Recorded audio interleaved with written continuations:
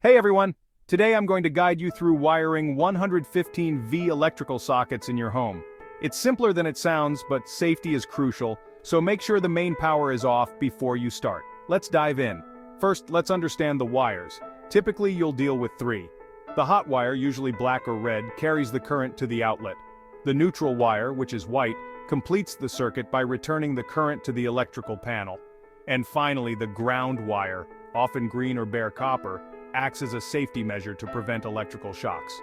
Now let's get to the installation. Start by stripping the wires using a wire stripper to expose about ½ inch of the copper ends.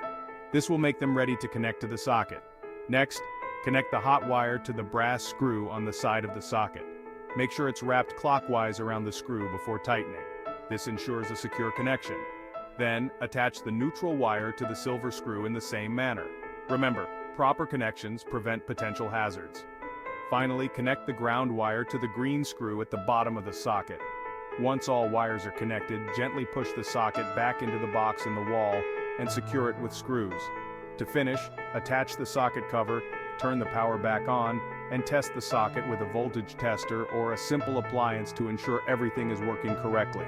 Voila! You've just wired a 115V electrical socket. Remember, while DIY projects can be fun and rewarding, electricity is dangerous. If at any point you feel unsure, it's best to call a professional.